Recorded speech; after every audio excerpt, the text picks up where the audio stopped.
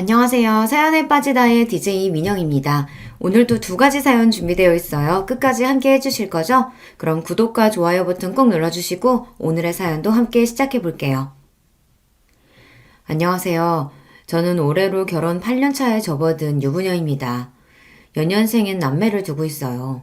올해로 두 녀석 다 초등학교에 입학하면서 자기들도 이제 어린이라며 다 잘한 척을 할 때마다 남편이랑 둘이서 애들 몰래 얼마나 웃는지 모릅니다. 이제 초등학생이 되었으니 신경 써줘야 할 것들이 이래저래 늘기는 했지만 그래도 집에 있는 내내 녀석들 뒤치다꺼리를 했던 시절을 생각하면 요즘은 오히려 짜투리 시간이 늘어났어요. 학교 마치고 잠깐 들어온 아이들 간식 챙겨주기 무섭게 다시 학원을 가거든요. 솔직히 좀 편해지긴 했어도 점점 엄마 손을 벗어나는 것 같아 아쉽긴 해요.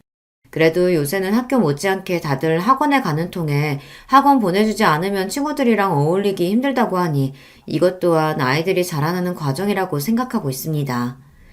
결혼해서 생긴 가족이 이 두 녀석뿐만은 아니죠. 남편과 결혼하면서 시댁 식구들 역시 좋든 싫든 저의 법적인 가족이 되었어요.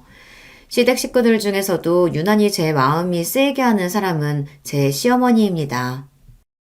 어머님, 어머님이 뭘 그렇게 잘못했다고 그렇게 마냥 참고만 사세요? 이제 자식들 다 키웠고 마음에 걸릴 게 뭐가 있다고요. 어머님 하실 말씀 다 하고 사세요. 내가 이렇게 산 게 하루 이틀도 아니고 이제 와서 뭘 어떻게 하겠니? 모르면 몰랐지. 이제 제가 알고 있는데 저는 어머님 그렇게 사시는 걸 못 봐요. 시어머니께서 평생을 숨기고 사시던 비밀을 처음 알게 된 날, 저는 그야말로 충격의 도가니에 휩싸여 정신을 차릴 수가 없었습니다. 세상에 남들한테 말만 들었지 저는 제 주변에 그런 사람이 있으리라고는 생각조차 하지 못하고 살았거든요. 시어머니는 여전히 누군가에게 이런 사실을 밝히기를 꺼려했지만 저는 이게 시어머니가 움츠리고 위축되어야 할 일이 아니라고 생각해요. 이게 다 무슨 소리인가 싶으시죠? 평소에 이 채널에서 삶의 지혜를 많이 보여주신 여러분들이시니 저와 저희 어머니의 사연을 한번 들어보시고 제가 제대로 대처한 게 맞는지 한번 봐주세요. 저랑 남편은 연애를 그렇게 길게 한 편이 아니에요. 직장 다니다 아는 분 소개로 처음 만나 둘 다 처음부터 호감을 가지는 바람에 만난 지 얼마 되지 않아 결혼을 했거든요. 둘 다 이미 사회인으로서 직장 생활을 하고 있었고 어느 정도 기반도 잡아가고 있던 차였던 터라 결혼을 결심하기가 더 수월했던 것 같아요. 특히나 저 같은 경우는 부모님이 워낙 사이가 좋으시거든요. 가정 환경이 이래서 그런가 저 역시 자연스럽게 좋은 사람 나타나면 결혼하는 걸 당연하게 생각하기도 했어요. 미연이 너야 워낙 어릴 때부터 결혼을 자연스럽게 생각했으니 그렇다 쳐도 상대방 가정 환경을 잘 고려해야 돼. 아무리 당사자가 가장 중요하다고 해도 사람은 자기 자란 환경 무시 못하는 법이다. 그래, 네 아버지 하시는 말씀 잘 새겨들어. 너는 성격이 긍정적이어서 그런지 사람을 너무 좋게만 보려는 경향이 있어 걱정이야. 아이 참, 엄마 아빠는 내가 무슨 바본 줄 알아. 친정 부모님 앞에서 큰 소리를 떵떵 치기는 했으나 솔직히 속으로 집안보다 내가 상대가 좋으면 그만이지 생각하고 있었기에 좀 뜨끔했습니다. 그때는 저도 젊었잖아요. 사랑 하나만으로 온갖 세상 역경 다 헤쳐나갈 수 있다고 믿는, 좋게 말하면 낭만적이고 있는 그대로 말하자면 다소 철이 없었죠. 남편과 결혼까지 생각하고 있었음에도 불구하고 남편의 가족들에 대해서는 아직 큰 관심이 없었습니다. 물론 가정사에 뭔가 문제가 있었다면 저도 그렇게 쉽게 넘어가지만은 못했겠지만 남편 성격이 워낙 수더분하다 보니 집안에 큰 우환이 있을 거라고는 생각하기 어렵기도 했고요. 그러고 보면 원옥 씨는 가족들 얘기는 잘 안 하는 것 같아. 나는 집에 무슨 일이 있었을 때마다 오만 얘기 다 하는 것 같은데. 하긴 내가 너무 가족 얘기를 많이 하는 편이긴 한가? 저는 가족들하고 워낙 사이가 돈독하다 보니 이런저런 소소한 일들이 제법 많거든요. 사람 만나서 얘기를 하다 보면 자연스럽게 가족들에 대한 얘기가 나오곤 합니다. 이런 저와는 달리 남편은 연애할 때도 본인 본가 식구들 얘기는 어지간해선 잘 안 하는 편이었어요. 저에 비해 말수가 많지 않은 편이라서 그렇기도 했겠습니다만 친정 부모님 얘기를 듣고 보니 정말 남편 가족에 대한 정보가 거의 없기는 하더라고요. 제 말에 남편이 좀 무안해하더니 말했습니다. 아니야, 생각해보니 서로 결혼 이야기가 오고 하는데 상대방 가족에 대해서 들은 얘기가 너무 없으니까 미연 씨처럼 생각할 수 있지. 일부러 그랬다기보다는 몰래도 누군가한테 가족 얘기를 그렇게 자세하게 해본 적은 없는 것 같아. 그렇다고 딱히 집에 문제가 있다거나 한 건 아니야. 우리 집엔 아들만 둘이잖아. 나나 동생이나 딱히 부모한테 살가운 편도 아니었고. 사춘기 이후로는 집에서 잘 때 빼곤 내도록 밖에서 친구들이랑 어울렸고, 대학 가면서 독립하고 나와서 사니까 아무래도 전보단 더 볼 일이 없어지기도 하고. 그래서 가족들하고 미연 씨네 집처럼 그렇게 어울릴 일이 잘 없어. 일부러 얘기를 안 했다기보다는 뭐 딱히 할 말이 별로 없었다는 게 더 맞겠네. 무안해하면서도 하는 말이 어느 정도 납득이 가더라고요. 저희 집안 분위기는 서로 스스럼 없이 참견하고 어울리는 게 당연했지만 집안 분위기야 각각의 가족마다 다를 테니까요. 저희가 이렇게 지내고 있긴 하지만 아들만 있는 집들 중에서는 남편네처럼 저렇게 별 이유 없이 서로 대면대면한 집도 꽤 있다고 듣기도 했고요. 그리고 그게 뭐 크게 잘못된 건 아니죠.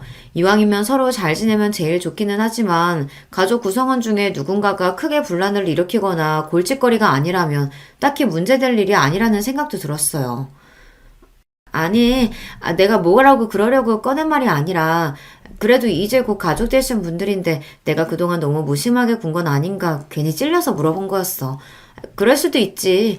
우리 가족들이지만 유난스러운 데가 있는 건 나도 알아. 우리 집이 오히려 흔치 않은 걸 수도 있고. 아니야. 그렇게 생각한 적 없어. 사실 내심 부러웠던 적도 많아. 미연 씨는 부모님이 다정하시고 미연 씨도 형제자매 간 사이도 좋고 부모님께도 잘하잖아. 나 미연 씨 하는 거 보고 뜨끔했던 적도 많아. 미연 씨가 그만큼 가족들한테 잘하니까 이렇게 사이가 좋은 거겠지. 나는 그러질 못하니 집안 분위기가 다른 걸 테고. 그런 생각 드니까 미연 씨 보기 좀 민망하기도 하더라. 괜히 남편을 쑥스럽게 만든 건 아닌가 싶긴 했지만 그래도 남편 역시 느낀 바가 있었는지 그 후로는 조금씩이나마 가족들 이야기를 해주더라고요. 내 동생 현욱이는 저번에 밥 한 번 먹으면서 이미 봤고 만나는 사람은 있다는데 아직 사회초년생이라 당장 결혼 계획은 없는 것 같아. 그리고 요새 무슨 생각을 하고 사는지는 딱히 잘 모르겠네. 평소에도 서로 대화가 많은 편은 아니라서. 그래도 사이가 나쁘지는 않아. 같이 밥 먹으면서 직접 봤으니 사이가 나쁘지 않다는 말은 맞는 것 같았습니다. 요란스럽지는 않아도 저에게는 다정한 남편인데 이게 아내 대하는 거랑 형제 대하는 건 다른 모양인지 남편이나 시동생이나 서로에게 무덤덤한 편이더라고요. 만나기만 하면 서로 장난 걸고 스킨십하고 시끌벅적한 저나 제 동생들을 생각하면 담백하기 짝이 없는 형제간이었습니다. 부모님은 초등학교 앞에서 거의 30년 가까이 문구점을 하고 계시는데 사실 말이 문구점이지 애들이 왔다 갔다 하면서 필요한 소소한 물건들 파는 그런 곳이라 규모가 그렇게 크지 않아.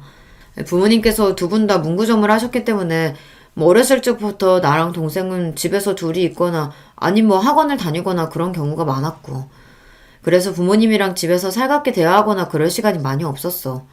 주연 씨랑은 가정환경이 좀 다른 편이지? 아무래도 어릴 적부터 부모님 두 분 다 일을 하신 것 같으면 부모님께서 항상 바쁘셨을 테니까 사이가 대면대면하다는 말이 조금 이해가 가기도 했어요. 덤덤하게 얘기하는 남편 말을 듣고 있자니 말은 저렇게 아무렇지 않은 것처럼 해도 한창 부모님 돌봄을 받아야 할 나이에 동생까지 챙겼어야 했으니 조금은 결핍이 있지 않을까 하는 생각도 들었습니다. 그래서 괜히 농담처럼 물었어요. 그래도 학교 다닐 때 학교 앞 문구점 아들, 딸들이 제일 부러웠었는데 갖고 싶은 물건도 많고 신기한 것도 많아서 친구들이 많이 부러워했을 것 같아. 그건 진짜 어릴 때나 그랬던 거고 어차피 다 팔아야 되는 물건인데 뭘. 철딱서니 없이 부모님 고생하는 거 뻔히 하는데 그런 물건들 함부로 만지고 그럴 수는 없지. 그리고 말이 문구점이지 요새는 학교 차원에서 애들 필요한 물품들 다 단체 주문하거나 해서 준비하는 경우가 많거든. 뭐 학용품을 사러 온다기보다는 애들 장난감 비스무리한 것들이나 아니면 간단한 간식류들 파는 게 수입의 대부분이야. 아, 간식이면 과자나 음료수 뭐 그런 걸 가져다 두고 파는 거야? 뭐 그런 간단한 것들도 있고 애들 좋아하는 떡볶이나 뭐 간단한 분식류 같은 것들도 같이 팔기도 하고. 그런 것까지? 그게 보통 손 많이 가는 게 아닐 텐데. 분식집처럼 본격적으로 하는 건 아니고 애들 간단하게 요기 삼을 컵볶이나 간단한 간식류 정도지 뭐. 말이 간단하겠지. 애초에 식당으로 만들어진 것도 아닌데 그 열악한 환경에서 조리를 한다는 게 결코 쉽지 않을 터였습니다. 듣다 보니 남편도 본인 부모님이 얼마나 고생을 하시는지 체감을 잘 못하는 것 같이 들렸어요. 그러면 그런 음식들은 다 어머님이 하시고?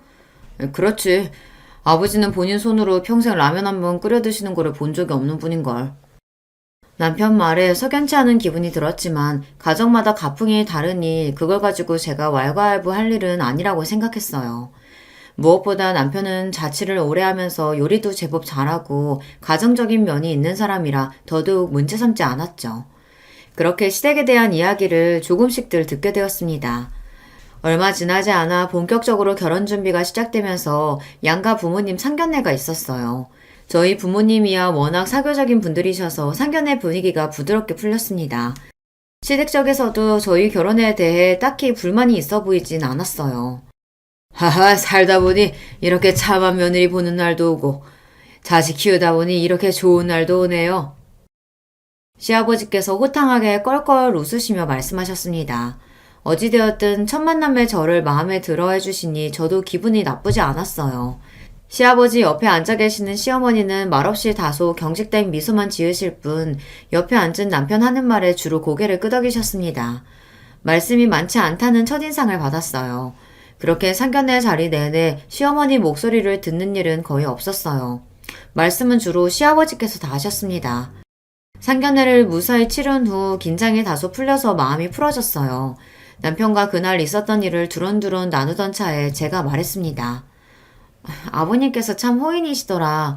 서로 처음 만난 자리니까 어색할 법도 한데 말씀도 잘해주시고 나한테도 좋은 얘기만 해주셔서 내가 긴장이 많이 풀렸어. 당신이 이야기한 것보다 훨씬 다정하신 것 같은데?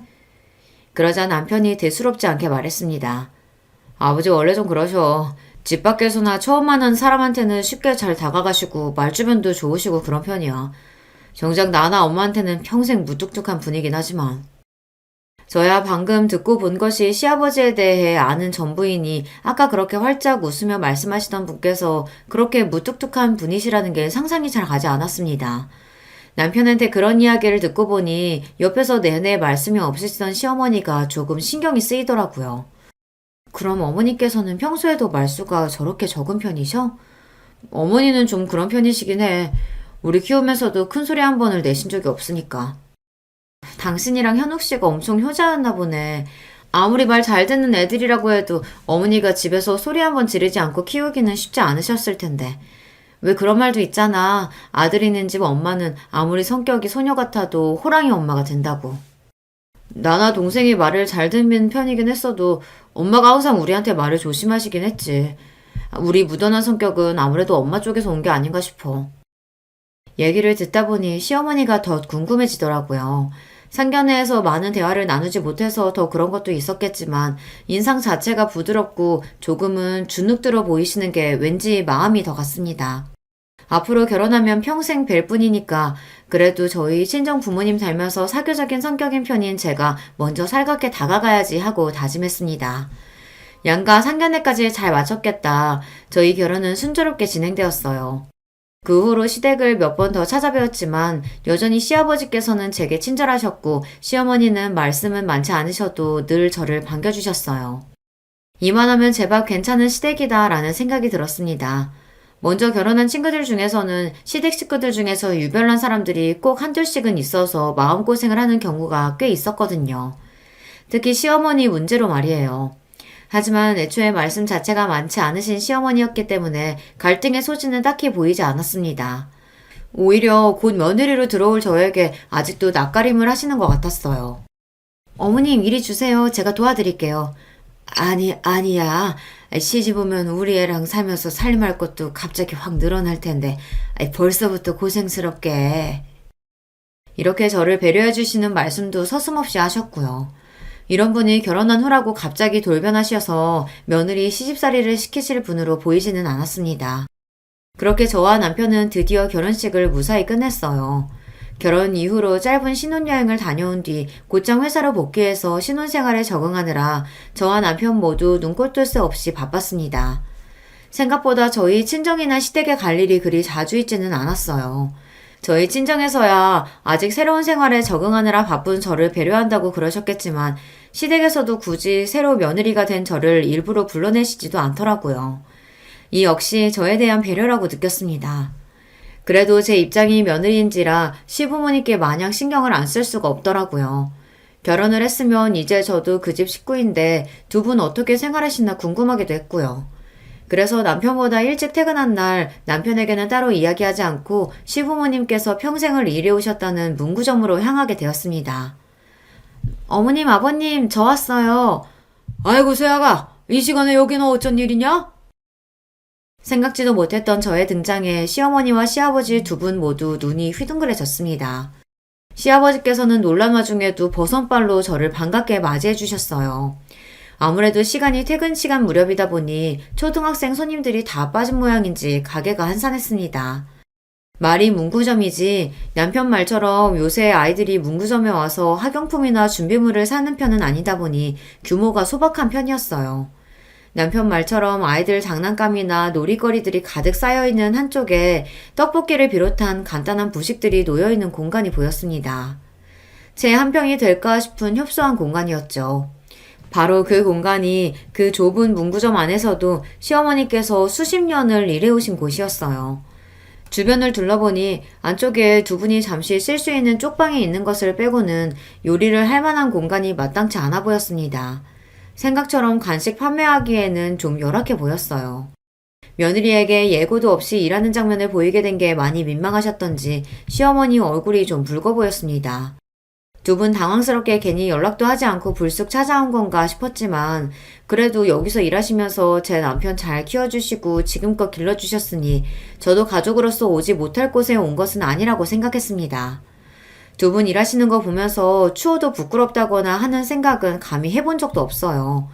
세상에 존재하는 모든 노동은 고귀한 것이고 두 분이 떳떳하게 일하셔서 버신 돈인데 그렇게 생각할 이유가 전혀 없었죠. 그래서 저는 시어머니 손을 꼭 잡고 말했습니다. 어머니 정말 대단하세요. 저는 워낙에 손재주가 없어서 남들 먹이기는커녕 제 입 하나 채우기도 그렇게 힘들던데.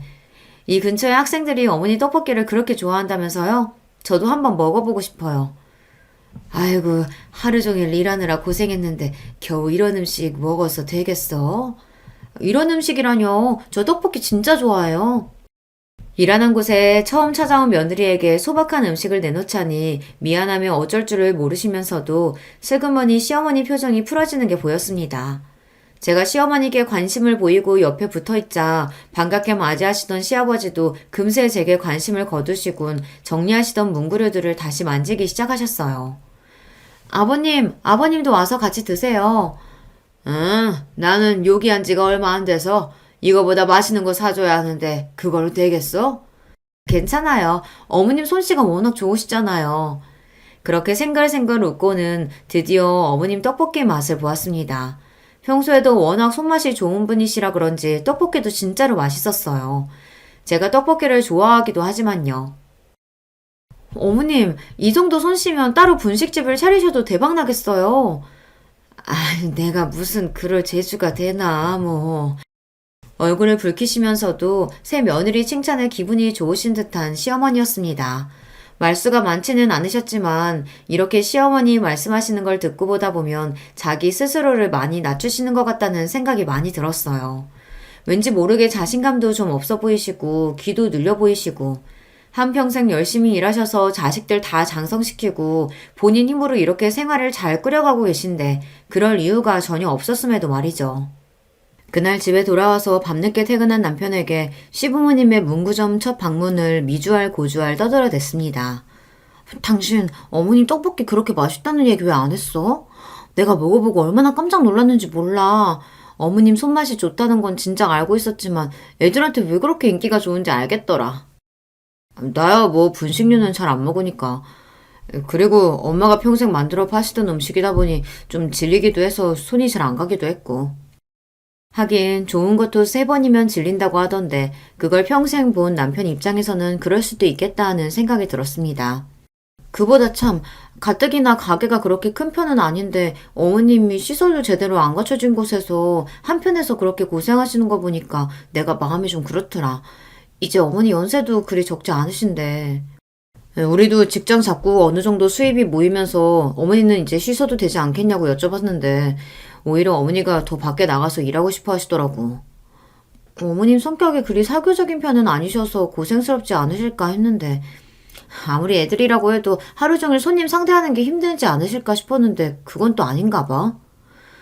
아무래도 애들이잖아.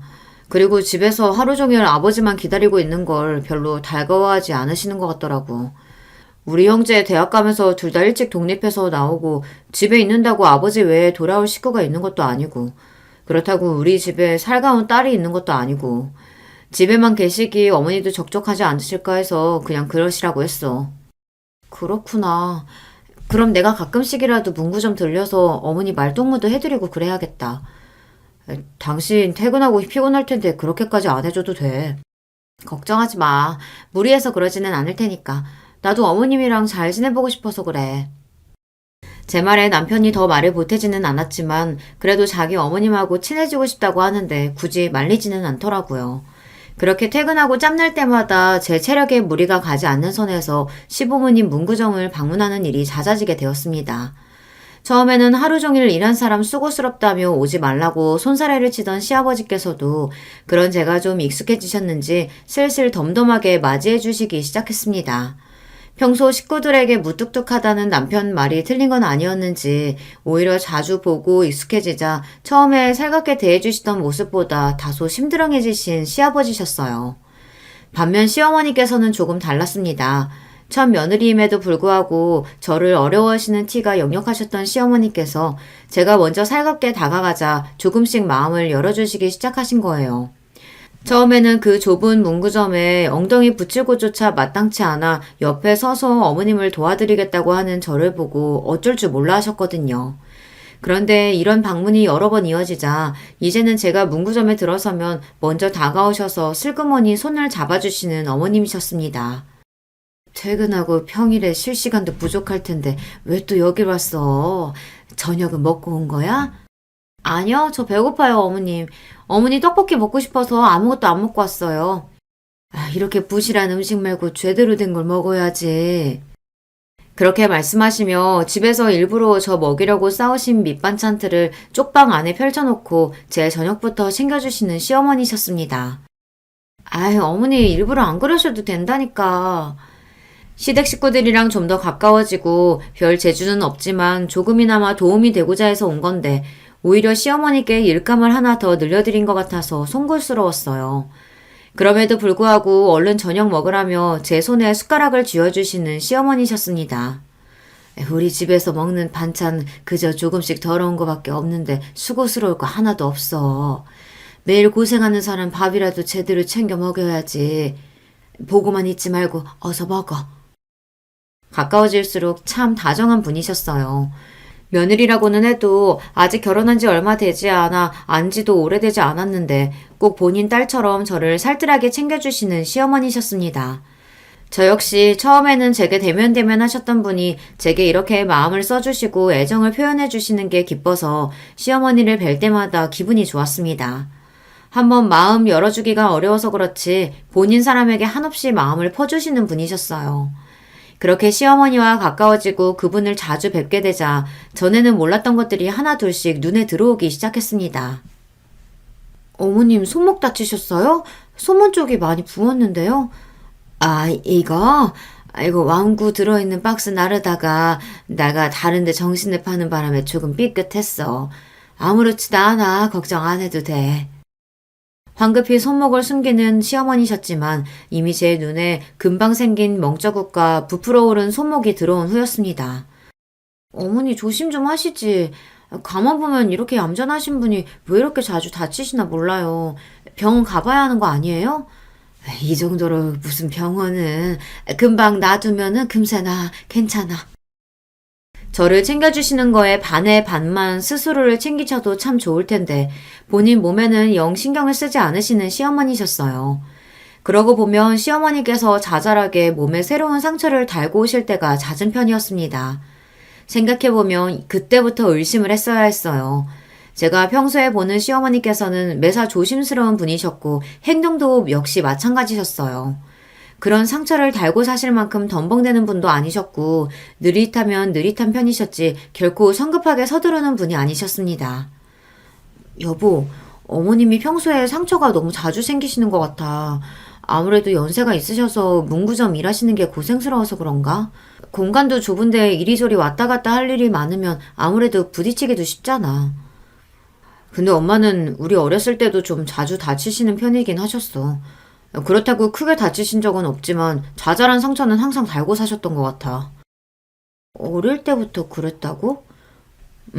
아무래도 가게 안이 좋다고 뛰어다니는 애들도 제법 있고 물건 채워나를 일도 많고 하다 보니까 그렇겠지. 대수롭지 않게 말하는 남편이었습니다. 제가 너무 예민하게 생각하는 건가 싶어질 지경이었어요.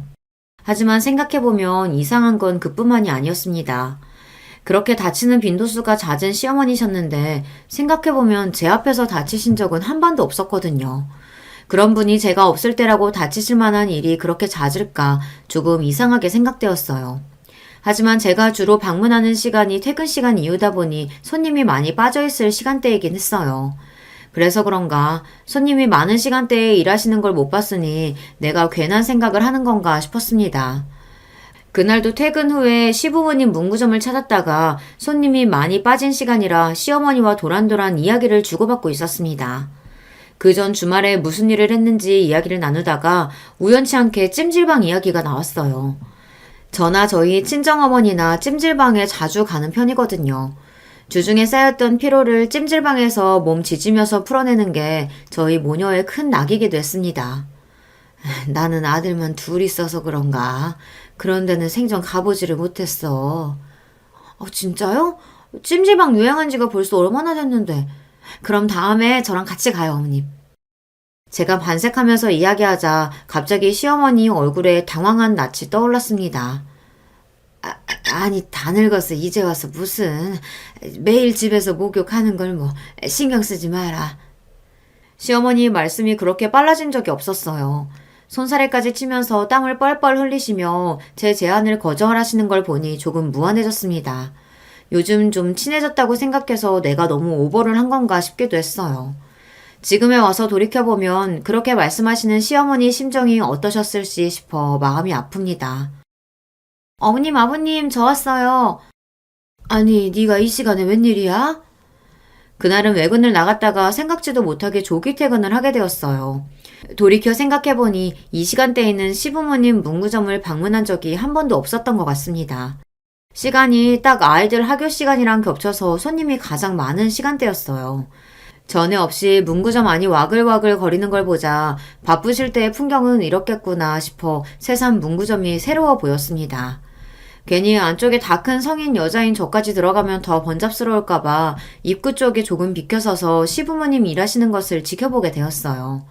조그만 장난감들 여러 개를 놓고 어느 걸 고를까 눈을 빛내는 아이들도 있었고 친구 따라 와르르 몰려와서 신이 난 아이들로 가게는 인산인해를 이뤘습니다. 시아버지께서는 그런 아이들에게 환한 미소로 화답하시며 신나게 말을 거셨어요. 아이고 요놈, 전부터 그걸 그렇게 갖고 싶어 하더니 결국 오늘 사갖고 가는구나? 말씀하시는 게 꼭 본인 손자한테 하시는 것 같았습니다. 저 처음 상견례에서 배웠을 때 반겨주시던 그 모습 그대로였습니다. 집안에서보다 밖에서 더 살가운 분이라는 남편 말도 다시금 떠올랐고요. 어쨌든 문구점에서 일을 하시는 게 시아버지 적성에 맞아 보였어요. 생각 외였던 거는 시어머니의 모습이었습니다. 막 학교 끝나고 들어온 아이들이니 얼마나 배고플 때예요. 시어머니가 갓 끓여낸 떡볶이 한 컵 받겠다고 주변에 바글바글 모여있는 아이들을 보면서도 시어머니 얼굴은 싫은 기색 하나 볼 수 없었습니다. 혹시 아이들 다치기라도 할까봐 떡볶이가 너무 뜨거우면 옆에 있던 부채를 살살 붙여서 조심스레 건네주기도 하셨고요. 아직 철없는 아이들이니 상대하기가 쉽지 않으셨을 텐데도 열심히 후후 떡볶이를 불어 시키며 입안에 쏙 넣기 바쁜 아이들을 바라보는 시어머니 얼굴은 보람차 보였습니다. 말은 그렇게 하지 않으셨어도 시어머니도 이 일을 좋아하신다는 생각이 들었어요. 그런 시부모님 모습을 지켜보면서 괜히 자식들이 부모님 고생하신다는 핑계로 부모님 삶의 터전을 너무 쉽게 빼앗으려는 건 아닌지 그런 반성도 들었습니다. 왜 그런 말들 많이 하잖아요. 은퇴하시고 나면 부모님들이 갑자기 확 늦는다는 거요. 사람이 본인에게 주어진 역할이 있고 하는 일이 있을수록 더 활기차고 생기있게 살 수 있는 법이잖아요. 부모님께 마냥 쉬시라고 하는 것이 능사가 아니라는 생각을 그날 제대로 하게 되었습니다. 어머님, 기분 정말 좋아 보이세요. 어머님이 아이들을 이렇게 좋아하시는지 몰랐어요. 애들도 애들이지만 여기서 일을 하다 보면 내가 쓰임이 있다는 게 참 좋아. 나같이 보잘것없는 사람도 기다려주는 애들도 다 있고. 어머님, 무슨 말씀을 그렇게 하세요? 어머님처럼 이렇게 손맛도 좋고 다정하신 분이 또 어디 계신다고요? 시어머니를 좋아하는 만큼 자기 스스로를 자꾸 낮춰서 이야기하는 시어머니 모습에 속이 많이 상했습니다. 어머니, 그러지 마세요. 어머님처럼 좋은 분이 또 어디 계신다고. 저 그러면 정말 속상해요. 그래, 그래. 알았어. 정말로 속상해하는 저를 보시며 황급히 저를 달래주시는 시어머니셨습니다. 그러고 나서 당분간은 회사 일이 갑자기 바빠지는 바람에 문구점에 잘 들리지 못했어요. 간신히 진행하던 프로젝트를 마무리하고 간만에 또다시 예고 없이 시부모님의 문구점으로 향했습니다. 어머님, 아버님, 저 왔어요. 그래, 세기 오랜만이다. 그렇게 도착한 문구점에는 시아버지 혼자 계셨습니다. 갑자기 들어온 저를 보고 시아버지 얼굴이 당황한 기색이 역력했어요. 아버님, 어머님은 어디 계세요? 그 사람 오늘 몸살기가 있다고 해서 집에서 그냥 쉬라고 했다. 어머, 병원 안 가보시고요? 식사는 하셨대요? 내가 다 챙겨줬으니까 너 신경 쓸 거 없다. 일하느라 바쁜 사람이 뭐하러 여기까지 왔어? 얼른 집에 가, 얼른. 그렇게 한사코 저를 내쫓으시는 시아버지 때문에 얼결에 밀려서 문구점 밖으로 나왔습니다. 시아버지가 시어머니를 잘 챙겨주고 나왔다고는 하시지만 문구점 찾는 아이들에게면 몰라도 평소에 시어머니에게 그렇게 살갑게 대하지 않는 시아버지셨어요. 정말로 편히 잘 쉬고 계시는 건지 걱정스러운 마음에 죽집에서 죽을 포장해다 시댁으로 향했습니다. 문구점에는 자주 들렀어도 일하시느라 시부모님께서 시댁을 비우실 때가 많아서 제가 시댁으로 찾아가는 일은 그렇게 많지 않았어요. 저로서도 오랜만에 시댁 방문이었습니다. 그렇게 도착해서 시댁 초인종을 눌렀어요. 띵동 띵동 여러 번 초인종을 눌렀는데도 안에서는 대답이 없었습니다. 혹시 주무시는 건가 싶어 내가 너무 요란을 떨었나 생각하고 있는데 안쪽에서 우당탕 소리가 들리더니 황급히 시어머니가 문을 벌컥 여셨습니다. 어머, 너 어떻게 여기까지 다 왔어? 허둥지둥 제게 말씀하시는 시어머니를 보고 저는 순간 몸에 피가 다 얼어붙는 줄 알았어요. 시아버지 말씀에 따르면 몸살에 걸렸다는 시어머니는 꼴이 말이 아니었습니다. 머리는 어디서 뜯겼는지 산발에 집안에는 가재도구가 나동그라져 있고 시어머니는 지금 눈앞에 서 있는 게 며느리인지 아닌지 정신도 제대로 차리시지 못하는 것 같았어요. 무엇보다 저를 경악하게 했던 건 시어머니 얼굴에 선명하게 남아있는 멍자국이었어요. 어머니, 도대체 이게 다 무슨... 그게 아니라... 시어머니 얼굴을 보고 경악에 차서 소리를 버럭 지르는 제 모습에 시어머니는 순간 주춤했습니다. 그제야 당신 눈앞에 서 있는 사람이 누구인지 제대로 인식을 하신 것 같았어요. 그만큼 시어머니께서도 경황이 없으셨다는 거겠죠. 나중에 알고 보니 이렇게 선명한 폭력의 흔적을 시아버지 외에 누군가에게 보이는 것 자체가 그날이 처음이셨던 거예요. 분명 시어머니는 공포에 질려 있었습니다. 어머님, 대체 누가 이랬어요? 이게 무슨 일이에요, 네? 아니야. 그건 아무리 좋게 봐주려고 해도 인간의 주먹이 만들어낸 명백한 폭력의 흔적이었어요. 당연히 의심스러운 건 시아버지였습니다. 상상조차 하기 끔찍하지만 그렇지 않으면 단 두 분이서 사시는 이 집 안에서 시어머니의 얼굴을 저렇게 만들어 놓을 사람이 대체 누구란 말입니까? 분노에 찬 저를 보고 시어머니는 이제 온몸을 덜덜 떨기 시작하셨습니다. 안 돼, 아가. 제발 그냥 못 본 걸로 해주면 안 될까? 어머니, 지금 이 시경을 하시고 무슨 말씀을 하시는 거예요? 저랑 당장 병원부터 가요. 안 돼. 다른 사람들 알면 안 돼. 몸을 떨다 못해 이제 오열을 하기 시작하신 시어머니는 극도의 흥분 상태였어요. 이러다가 정말 큰일 나지 싶어 일단 저는 시어머니부터 진정시키기로 했습니다. 떨림이 멈추지 않는 시어머니를 끌어안고 제가 말했어요. 알았어요, 어머니. 어머니 시키는 대로 할 테니까 제발 진정하세요. 네? 그렇게 한참을 안고 토닥이고 나서야 겨우 시어머니의 몸의 떨림이 진정되었습니다. 처음에는 이 사실을 들키면 안 된다는 생각에 정신없이 소리를 치시던 시어머니도 차츰 정신이 들며 며느리에게 부끄러운 꼴을 보였다는 수치심에 고개를 들지 못하셨어요. 어머님 잘못하신 거 하나도 없어요. 그러지 마세요, 제발. 주연아, 우리 아들들 나 이렇게 사는 거 아무도 몰라. 얘기하면 안 돼, 응? 어머님, 대체 언제부터 이러신 거예요? 아버님이 항상 이러셨어요? 그러자 설움이 복받쳤는지 시어머니께서 다시 눈물을 뚝뚝 떨구기 시작하셨습니다. 주연아, 내가 이렇게 산다. 나 너희 시아버지한테 평생 이렇게 맞고 살았어. 시어머니의 그 말 한마디에 피가 거꾸로 솟는 기분이었어요. 도대체 이 집안에서 얼마나 긴 시간 동안 있어서는 안 되는 일이 벌어졌는지 그 끔찍함에 입을 다물 수가 없었습니다. 가족에게 무심한 사람이라고 생각하긴 했지만 설마 시아버지가 이런 사람일 거라고는 상상도 하지 못했어요. 이게 도대체 사람이 할 짓입니까? 잘못이 있다고 하더라도 사람한테 손찌검을 해서는 안 되는 일인데 시어머니는 평생 시아버지 하는 말에 군말 없이 따르기만 하는 순종적인 분이셨습니다. 아무리 생각해도 시어머니가 이런 대접을 받을 이유가 없었어요. 더 기가 막혔던 건 평생 이렇게 사셨는데도 남편을 비롯한 아들 둘이 이걸 평생 몰랐다는 겁니다. 어머님, 아들들이 정말 몰랐다는 거 확실해요? 애들은 몰라. 원욱이도 현욱이도 절대 몰라. 내가 이거 모르게 하느라고 얼마나 애를 썼는데. 어머니, 도대체 이런 걸 왜 참고 사셨어요? 어머니가 뭘 잘못했다고요?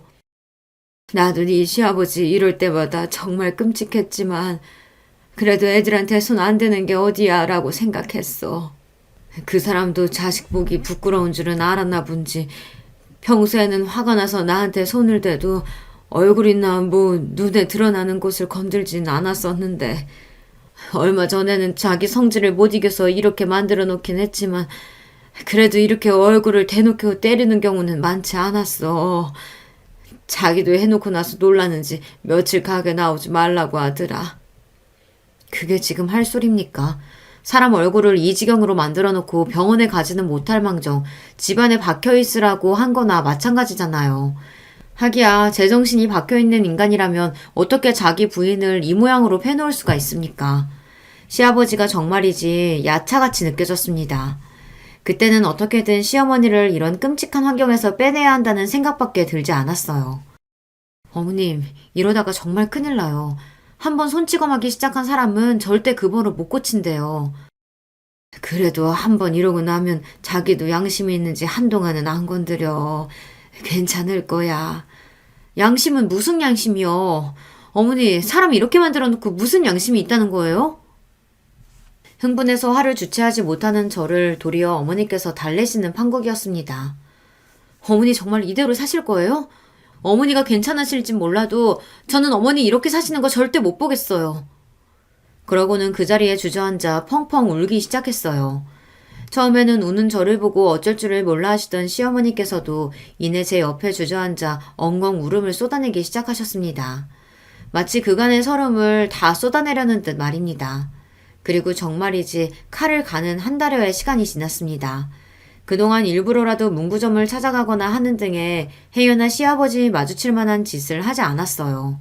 만반의 준비를 마치기 전까지 발톱을 숨기고 때를 기다렸죠. 마침내 결전의 그날 마치 사람 하나를 때려 죽이기라도 할 듯 노기등등한 기세로 시아버지가 저희 집으로 쳐들어왔습니다. 목표는 저희가 아니라 시어머니였어요. 이 에페나가 정말 미쳤나? 다 늙어서 이유는 무슨 이유냐? 자식들 앞에서 추태 부리지 말고 당장 나오지 못해? 제 손을 꼭 잡은 시어머니의 손이 사시나무 떨리듯 떨리기 시작했습니다. 저는 불어 시어머니 손을 더욱 힘을 주어 잡았습니다. 당장이라도 시어머니께 달려들 듯한 시아버지 앞을 남편이 막아섰어요. 지금 추태는 누가 부리고 있는데 그동안 자식들 모르게 내 어머니한테 손 찍어매놓고 어떻게 뻔뻔하게 여기까지 쳐들어올 생각을 합니까? 아버지가 그러고도 사람입니까? 분노에 차 사자어를 지르는 남편을 보고 시아버지는 주춤했습니다. 당신이 제 마누라 손찌검한 사실을 아들이 알고 있었다는 것에도 놀란 것 같지만 이제는 장성해서 자기보다 머리 하나는 더 큰 아들 기세에 눌린 거였죠. 폭력이라는 게 결국 저런 겁니다. 자기보다 약한 사람 내리찍는 사람은 그보다 더 물리적으로 우세한 사람에게 주눅들기 마련이죠. 아무리 자식이라도 시아버지가 남편 힘을 이길 수 있을 리가 만무했으니까요. 결국 시어머니께 그리 절대자처럼 군림하던 시아버지도 저리 별것 없는 인간이었다 그 말입니다. 너 지금 무슨 말도 안 되는 소리라는 거야? 설마 정신 나간 네 어미가 하는 말 믿는 건 아니지? 정신 나간 건 내가 아니라 당신이야. 그 긴 세월 자기 부인을 이렇게 학대해놓고 그게 미친 짓이 아니면 뭐야? 나 더는 당신같이 끔찍한 인간이랑은 못 살겠어. 이게 진짜? 자식들이 앞에 있는데도 성질을 못 이기고 손을 올리는 시아버지 앞을 저희 부부가 막아섰습니다. 진짜 미쳤어요? 이러고도 내 엄마한테 정신 나갔다는 소리를 해? 두 번 다시 어머님 앞에서 손 올릴 생각하지 마세요. 경찰에 신고할 거예요. 그러고는 바닥에 그간 모았던 증거 자료를 촥 뿌렸습니다. 그걸 본 시아버지 얼굴이 새파랗게 질렸습니다. 수십 년간 당신이 제 아내 몸에 남긴 폭력의 흔적들이 고스란히 담긴 사진들이었으니 그럴만도 했죠. 저 끔찍한 시압이라는 작자가 빠져나갈 구멍이라고는 바늘 들어갈 자리조차 없었습니다. 나 그저 내 자식들 상처받지 않고 자라게 해야 한다는 생각에 당신 끔찍한 손찌검 지금껏 참고 또 참고 살아왔어. 내 자식들 정말 상처 주지 않으려면 내가 스스로를 지켜야 하는데 당신한테 억눌려 살면서 내가 나 스스로를 가장 함부로 대하며 살았어. 나 이제 더는 그렇게 안 살아. 당신은 당신이 지은 죄값 치르면서 혼자 쓸쓸하게 살아. 여전히 자신에게 폭력을 행사한 남편에게 겁에 질려 있으면서도 덜덜 떠는 목소리로 한 맺힌 지난 세월을 당당하게 소리치는 시어머니였습니다. 접은 성정에 저런 말씀을 하시기까지 얼마나 많은 상처를 입으셨을까 생각하니 곁에 서 있는 저도 남편도 눈물을 참을 수가 없었어요. 행여나 엄마 앞에 나타나서 더러운 짓거리 할 생각 말아요. 나나 현욱이나 더는 당신 손에 엄마 두지 않을 테니까.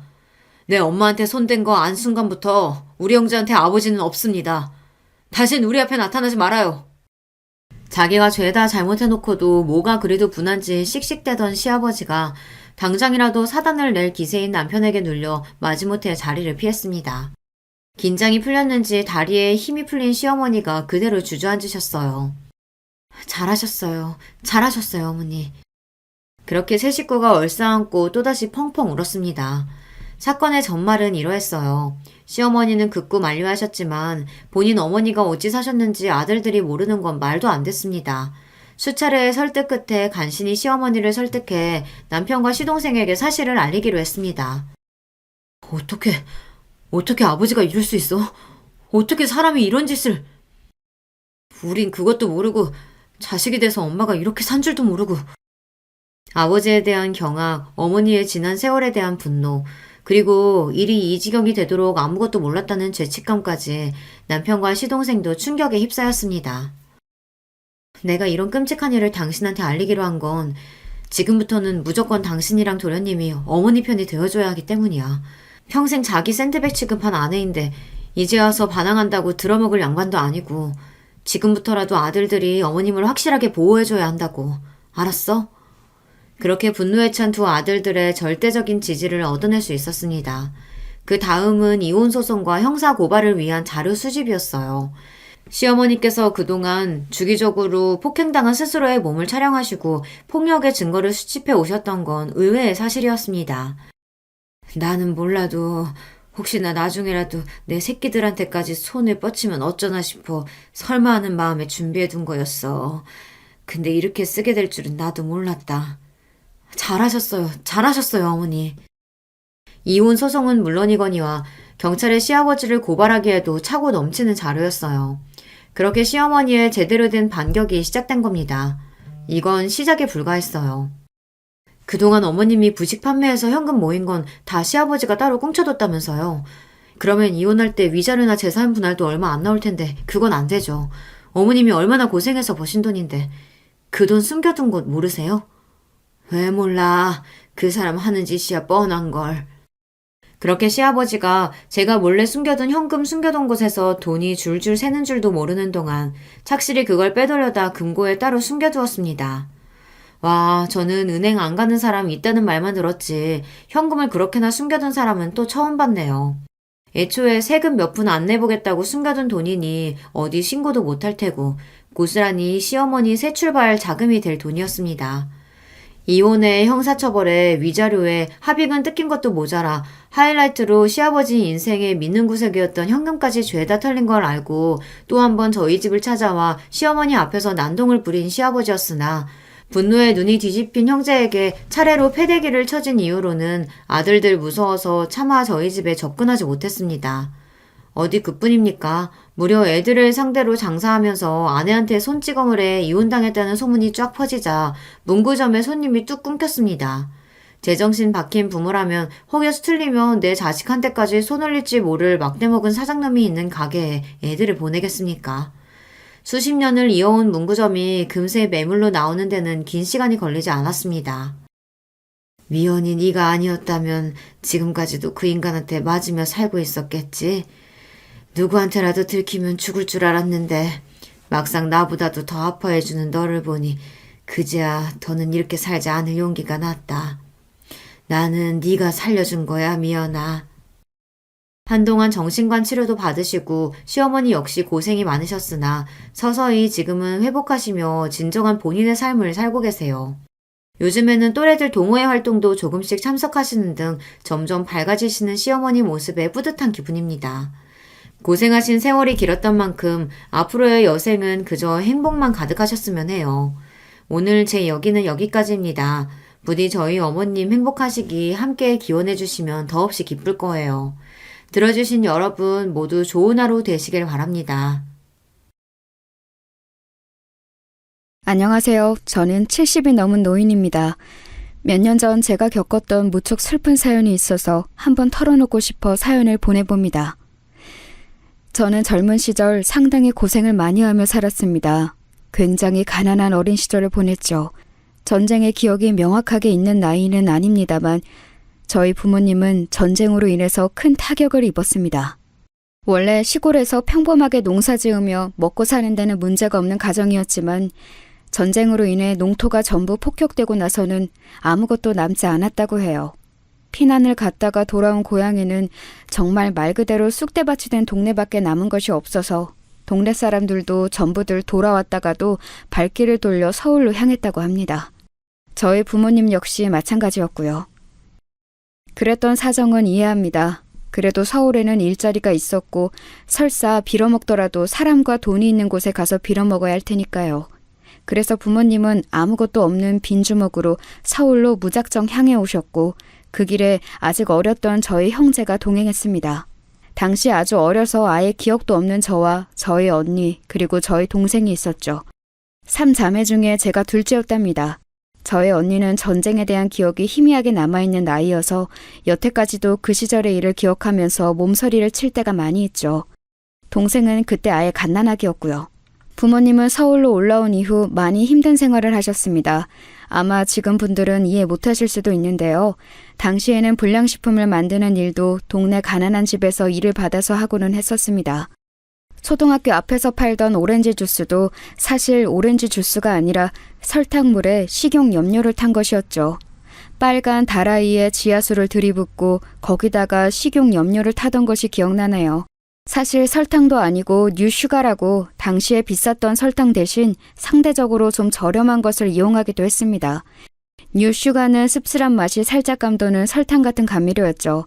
거의 무너져가는 슬레이트 지붕 집 마당에 앉아서 빨간 다라이에다가 그렇게 불량식품인 오렌지 주스를 만들어서 초등학교 앞에서 장사하는 상인한테 넘겨주는 것이 저희 부모님의 일이었습니다. 사실 몸에 절대 좋을 리야 없는 음료였죠. 게다가 아이들이 먹기에는 정말 끔찍한 물건인데 그때 당시에는 그게 특별히 심각하게 위험한 일이라는 것도 몰랐답니다. 다라이는 제대로 씻지도 않았고 지하수도 안전한지 아닌지 전혀 모르는 상태였는데도 말이죠. 그때는 지금하고는 아예 개념 자체가 다르기는 했으니까요. 이런 일들은 종류가 무척 많았답니다. 이름 모를 생선살로 과자 같은 걸 만들기도 하고 아이스크림이라면서 얼린 음료수를 내다 상인에게 넘기기도 했습니다. 지금 생각하면 기야말 일이지만 그래도 그때 부모님이 이를 가리지 않고 열과 성을 다해 하신 덕분에 저희 자매들은 잘 클 수 있었죠. 어린 시절에는 정말 많이 가난했는데 점차적으로 그래도 사정이 나아져 갔어요. 물론 그렇다고 평균적인 집이 될 수는 없었습니다만 그런데 그러다가 사달이 난 거였죠. 아버지가 교통사고를 당하셔서 자리에 누워 일을 하지 못하시게 된 거였어요. 아니, 일을 못하시는 건 둘째치고 병원비가 아주 많이 들어가게 되었었죠. 제가 겨우 고등학교 갓 들어갔을 때였는데 집안은 아주 초상집 분위기였답니다. 어떻게든 무슨 수를 내야 저희 식구들이 먹고 살고 아버지 병원비도 낼 수 있을 거였어요. 그런데 그 무슨 수라는 게 저에게 떨어졌죠. 그 시절에는 어지간히 잘 사는 집들은 전부 식모를 쓸 때였습니다. 대부분의 식모는 20살이 아직 안 된 어린 여자아이들이었는데요. 지금 생각하면 이게 무슨 인권 착취 같은 소리냐고 하실 분들이 많겠지만 당시에는 그게 그냥 보편적이었어요. 먹고 살기 힘든 집에서 여자애들 데려다가 적당히 일 시키면서 월급도 주고 먹여주기도 하는 그런 거였거든요. 저희 동네에도 마침 아주 잘 사는 한의원 집이 있었는데 그 집에 식모가 사정이 있어 나갔다면서 구한다고 하더군요. 저희 어머니는 급히 그 집에 가서 우리 집 둘째 딸이 나이가 고등학교 1학년밖에 안 되었는데 혹시 식모를 쓸 생각이 없냐고 물으셨어요. 그 집에서는 제 나이하고 할 줄 아는 걸 묻더니 그 정도면 괜찮겠다면서 데리고 오라고 하셨습니다. 아무리 가난해도 집에서 살다가 남의 집에 식모로 가는 일은 아주 서러웠어요. 그래도 다행히 동네에 있는 이웃이기는 했지만 그래도 서러운 건 서러운 거였죠. 원래 시골에서 몸 의지할 곳 없는 여자애들이 가는 것이 식모였기 때문에 내가 그런 애들하고 비슷한 처지가 되었다고 생각하니 더 그랬던 것 같습니다. 하지만 용 빼는 재주 있나요? 아버지는 편찮으시고 집 식구들은 다 굶어 죽을 위기니까 저로서도 어떻게 할 도리가 없었죠. 그래서 결국은 얌전하게 그 댁으로 들어갔어요. 식모는 밤 늦게까지도 그 댁 사람들이 부르면 바로 일어나서 일을 해야 하기 때문에 집으로 꼭 들어가야 하는 위치였죠. 그 댁 작은 방을 내주셔서 들어가 살게 되었습니다.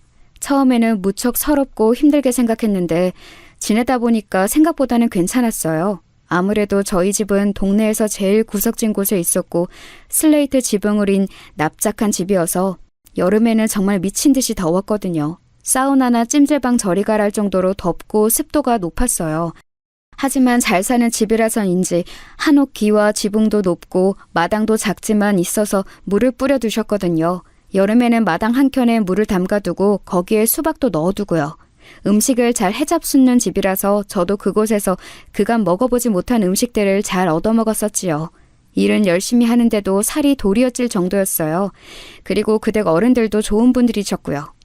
어르신이 한의원을 하셨는데 상당히 용하다고 소문난 분이어서 저희 아버지 침도 따로 놔주시고 약도 지어주시면서 돈도 받지 않으셨습니다. 덕분에 아버지가 절름거리면서라도 일어나 움직이실 수 있게 되어 무척 기뻤었죠. 하지만 그 댁 자녀들은 좀 못된 데가 있어서 제가 밤에 일 마치고 좀 쉬려고 하면 꼭 불러다가 물을 떠다 달라, 옷을 다려달라, 신발을 가져다 달라 이래저래 시키는 일이 많았어요. 그렇다고 아주 악하고 못된 애들은 아니었는데 좀 얄미운 구석이 있었죠. 어떨 때는 그렇게 당하는 것이 억울해서 한 달에 한 번 있는 쉬는 날에 집에 가서 언니한테 마구 일러댔어요. 어린애들이 그렇게나 저를 부려먹는다고요. 사실 언니는 첫째 딸로서 자기가 집안을 책임지지 못하고 제가 대신 고생을 하는 것에 무척 미안함을 표현하고는 했어요. 언니는 저하고 5살 차이로 이미 20살이 넘어 성인이었기 때문에 식모로 들어가기에는 나이가 좀 있었던 거였죠. 원래 언니가 자기가 가겠다고 했지만 그 댁에서도 좀 어린아이가 그 집 자녀들이 대하기도 낫다면서 거절했었어요. 그런 상황이니 언니가 저한테 얼마나 미안했겠어요. 하도 미안해해서 제가 걔네들이 그렇게 못된 애들은 아니라고 그냥 좀 얄미울 뿐이라고 언니한테 도리어 해명을 해야 할 정도였죠. 장녀로서 아무것도 못해서 정말 너무 미안하다면서 언니는 제 손을 잡고 계속 주무르고 크림을 발라주었어요. 당시에는 화장품 크림을 방문 판매 아주머니들이 팔고는 했었는데 언니가 몰래 그거 하나를 사놓고서 제가 물일 때문에 손이 튼 걸 보고는 발라주고 했었죠. 언니의 그 손길 하나가 얼마나 큰 위로가 되었는지 몰라요. 당시 엄마는 아버지를 간병하고 돈을 버느라 저한테 신경을 쓸 여력이 없었고 언니 역시도 밖에 나가 식당에서 일을 하면서 돈 버느라 바빴는데 엄마가 아닌 언니가 저한테 정말 많이 배려를 해주었거든요. 동생은 아직 어렸지만 저한테 미안하다면서 빨리 다시 같이 살고 싶다고 매달렸었고요. 그래도 어려웠던 그 시절을 저희는 최선을 다해 같이 이겨냈어요. 주인댁 어르신의 침과 약 덕분에 아버지가 조금씩이라도 거동을 하게 되었고 덕분에 어머니의 간병 부담이 상당히 줄어들게 되었습니다. 언니는 식당에서 일하면서 그 식당 주인 눈에 들어서 좀 더 높은 급여를 받게 되기도 했고요. 그 즈음에 제가 20살이 넘게 되면서 주인 댁에서 나오게 되었죠. 아직 아이들이 어린이 고등학생쯤 되는 식모여야 애들이 좋다면서요. 주인 댁 어르신은 좋은 분이었기 때문에 제가 그만둘 때쯤 꽤 큰 돈을 저한테 쥐어주셨습니다. 지금으로 말하면 이를테면 퇴직금 같은 거였죠. 어르신이 하셨던 말씀이 기억나네요. 갑자기 큰 돈 생겼다고 막 쓰지 말고 꼭 이거 쥐고 발판 삼아 더 잘 살 생각을 해야 하는 거란다. 알겠니? 어르신이 하신 말씀은 진심으로 걱정해서 하신 말씀이었습니다. 아예 돈을 써본 적이 없는 애한테 큰 돈을 쥐어주니 아무래도 걱정이 되셨던 것 같았어요. 하지만 그 돈을 알게 된 어머니는 당연히 집안 식구들이 나눠 써야 한다고 주장하셨습니다. 그게 논쟁거리가 된다고도 생각하지 않으셨던 것 같아요. 그냥 그때까지 모든 식구들이 나가서 돈을 벌어오면 곧장 집안 생계비로 전부 다 써버렸으니까요. 하지만 저는 그때 처음으로 좀 억울한 마음이 들었습니다. 당시에는 이미 언니와 어머니 그리고 제가 그간 벌어왔던 돈이 모여서 생계에 큰 지장은 없었어요.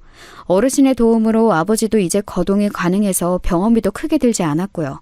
아니, 그때쯤 이미 병원에서는 아버지가 아무리 치료를 받아도 이 이상 낫지는 않을 거라는 판단을 내린 뒤였습니다. 그러니 사실 집안에 반드시 필수적으로 들어가야 할 큰 돈은 없는 셈이나 마찬가지였는데 제 돈을 가져다가 막무가내로 써버리시려고 하니 저는 억울했던 거죠. 어머니는 그 돈으로 조금 나은 집으로 이사를 갈 거라고 꿈에 부풀어 있었습니다. 집도 옮기고 옷도 사고 화장품도 사서 어머니 자신을 좀 꾸미고 싶다고요. 사실 평생 고생만 하며 일을 해온 어머니 입장에서 못할 생각도 아니긴 했습니다만 아직 어렸던 저는 그게 너무 싫었어요. 저는 어머니한테 이 돈 못 내드린다고 대들었습니다. 어머니는 큰 충격을 받으셨죠. 여태까지 장녀와 차녀와 어머니가 힘을 합해 어려운 집안을 잘 이끌어오고 있다고 생각했는데 이제 성인이 된 차녀가 갑자기 돈 내놓기 싫다고 대든 것이나 다름없었으니까요. 지금 생각하면 어머니가 당시 얼마나 충격적이셨을까 이해되는 면도 있어요. 하지만 당시에는 정말 그 돈을 드릴 수가 없었죠. 내가 어떻게 그 집에서 식모 노릇을 하며 갖게 된 돈인데 그 집 어르신이 나한테 쥐어주신 돈인데 왜 집의 가족들이 이걸 쓰려 하는지 이해할 수가 없었어요.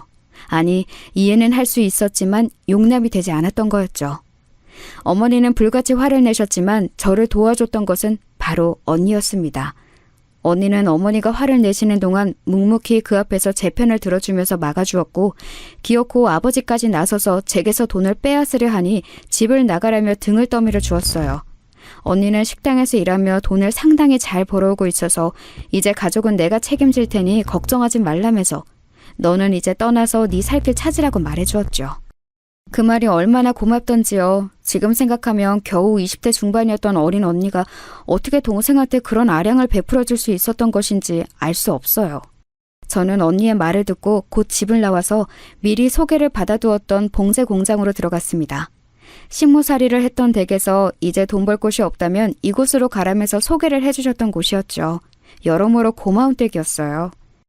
그리고 그곳에서 남편을 만나 결혼했습니다. 일한 지 3년 만에 23 꽃다운 나이에 웨딩드레스를 입었죠. 남편은 봉제 공장과 거래하는 소매점의 사장으로 저와 나이 차이는 좀 있었지만 무척 다정하고 좋은 사람이었습니다.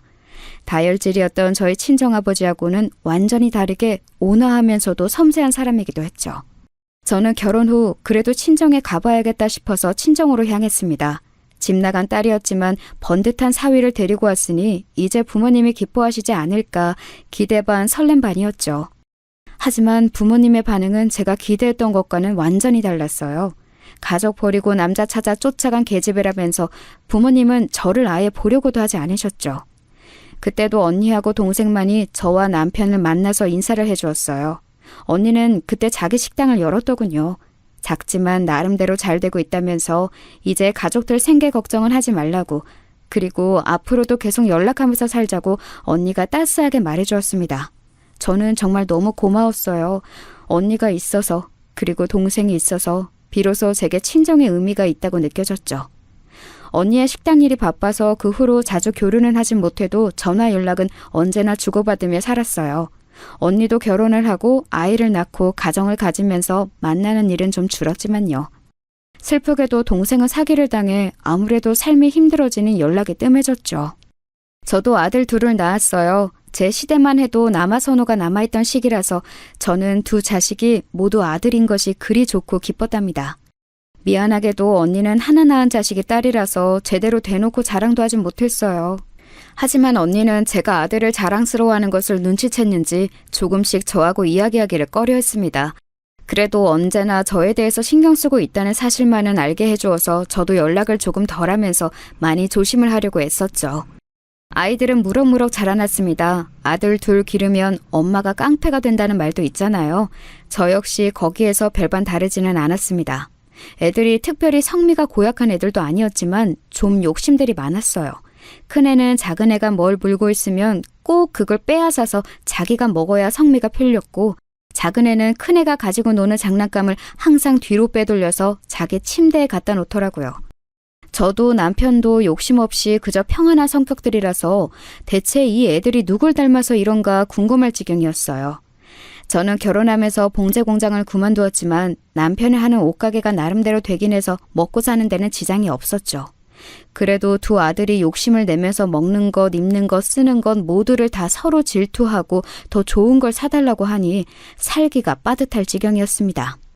물론 애들이야 너무 예뻤죠. 욕심은 많아도 큰애는 듬직하고 선선한 면이 있었고, 작은애는 애교 많고 눈치 빠른 예쁜 점이 있었답니다. 내 속에서 난 같은 아들들이라도 이렇게 다르구나 싶어서 가끔 감동적일 정도였어요. 애들 기르면 언제나 자기도 모르게 감동하고 좋은 추억이 남는 그런 시간들이 있잖아요. 저희 아들들도 똑같이 마찬가지였던 거죠. 남편도 온화하고 좋은 사람이었고 아들들도 그렇게 저한테 좋은 추억을 안겨주어서 나름대로 행복한 삶을 살았다고 자부합니다. 큰애는 공부를 정말 잘했고 작은애는 그 정도는 아니더라도 나름대로 모범생 축에 들었어요. 주변 엄마들은 저를 많이 부러워했었죠. 욕심 많은 애들이라도 그 성격 덕분에 공부를 잘하는 거라고 저는 그렇게 생각하면서 뿌듯해하기도 했어요. 그런데 문제는 큰애가 대학에 들어가고 나서 발생했습니다. 남편이 교통사고로 사망한 거였죠. 남편은 여느 날이나 똑같이 아침 일찍 가게로 나가려고 차를 타고 운전해서 도로로 진입했는데 역주행해서 오던 차량과 정면으로 부딪혀서 세상을 떠났습니다. 저희가 뭔가 병원으로 데리고 와서 뭘 해볼 겨를도 없이 그냥 사고 현장에서 즉사한 거였죠. 그래도 나중에 이야기 듣기로 너무 순간 죽어서 고통은 없었을 거라는 게 유일한 위안이었습니다. 저는 거의 기절할 것처럼 울었었죠. 평생 의지하고 지내던 다정한 남편이 그렇게 한순간에 세상을 떠나 제 곁에 없으니 정말 모든 게 무너져 내리는 것 같았습니다. 게다가 큰애는 성인이 간신히 되었고 작은애는 아직 고등학교 3학년이 막 되었던 시절이었어요. 이른 봄에 사고를 당한 거였죠. 아직 추위도 채 가시지 않은 날 장례식장에서 펑펑 울고 있는데 큰애는 무뚝뚝한 얼굴로 앉아있고 작은애는 어두운 표정이더군요. 아직 너무 어린 애들이라 아버지가 돌아가신 것의 무게를 모를 수도 있다는 생각이 들었습니다. 저는 애들을 끌어안고서 괜찮다고 아버지가 돌아가셨어도 이 엄마가 있으니 아무 걱정하지 말라고 말해주었어요. 그런데 그때 작은애가 제 손을 딱 내치더니 불통하게 말하더군요. 아, 엄마, 나 고3이야 이제. 공부해야 하는데 나 진짜 여기서 밤새? 저는 순간 뭐라고 말해야 할지 말문이 막혔습니다. 아니, 아버지가 교통사고로 비명에 갔는데 아들이 장례식장에 있어야 하냐고 묻다니요. 저는 순간 제가 정말 그동안 가정교육을 잘못시킨 건가, 대체 인간이 되긴 한 건가, 작은 아들의 된됨이 자체에 의문이 들었습니다.